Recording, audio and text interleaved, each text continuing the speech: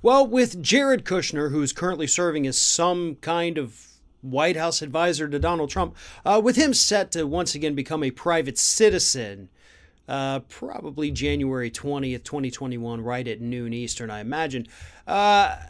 It's worth reminding everybody that he's also a horrible, heartless business person. And we know that because one of the companies that he is a co-owner of, a company by the name of Westminster Management, is actually already in the process of filing paperwork with the courts to go ahead and evict hundreds of their low-income tenants once the eviction moratorium in both Maryland and the federal protections expire. So Kushner's company is going to send hundreds of people, hundreds of families out into the streets with nowhere else to go in the middle of a pandemic the second those protections expire. No second thought, nothing. And here's the irony of this too. If they kick these people out, it's not like they're going to get their money back, because they're not. They lose that money. If they think that freeing up that apartment is going to allow other people to move in, it's worth reminding people we're in the middle of a pandemic and a recession. Okay, people aren't exactly lining up right now to buy new homes or move into new apartments. That's not a thing. So no matter what, the company is out this money. So it's not even about the money. It's about the cruelty of it all. Honestly, that's the only explanation, because you're not going to get that money back, and you're not going to replace a non-paying tenant with a paying tenant. At least those people who are unable to pay right now, once we get a handle on this thing, they're likely to get their jobs back.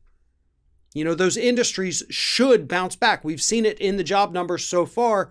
The new COVID numbers going back up is going to hurt that again, but the jobs come back relatively quickly.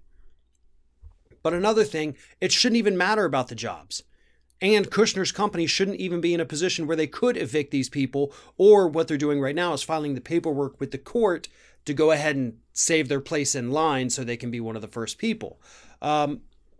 This shouldn't be an issue, because the federal government should be protecting these people. They should be giving them a universal basic income right now during this pandemic. They should have these eviction moratoriums in place, not with a specified end date, just with the open-ended when the pandemic is over. That's what it should be.